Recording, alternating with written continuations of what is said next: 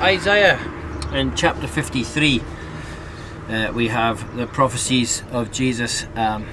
So when it says that he was like a sheep before his shearers and that he was dumb, he didn't open his mouth.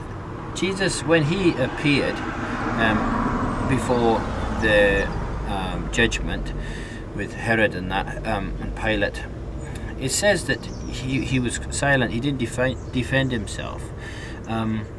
So that's what Jesus fulfilled the prophecies of that. But also it says that Jesus was to the Mashiach, if you like, the Christ, was to fulfill prophecy of chapter 53 of Isaiah by suffering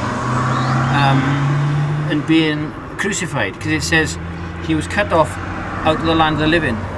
For the transgressions of his people was he smitten. And that's interesting, because the Mashiach, it says, was cut off in Psalm 22 verse 16 and verse 18, when it says they parted his garments, etc., and it says that his hands and feet were to be pierced, the Mashiach. And the same word is used in Daniel, if you look at there, chapter 9 and that, when it says the Mashiach was to be cut off, the prince of God's people. So we know that the Mashiach then was to suffer capital punishment, to be cut off. That's what it meant, stoning or crucifixion. The capital punishment of the time was under the Roman Empire was crucifixion, and that was predicted as well in Psalm 22, 1,000 years before Christ. And then in chapter 53 of Isaiah it says also that he was to make his grave with the rich and with the wicked in his death.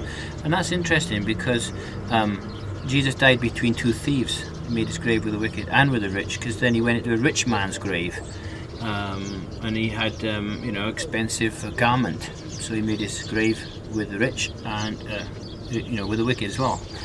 So yeah, the prophecies are all there. And again, if chapter 52 of Isaiah, it says his visage was marred more than any man's. We read in the Bible that they plucked out Jesus' beard and spat on him, and they slapped his face, and they beat him with whips and things. So his visage was marred more than any man's, and that's what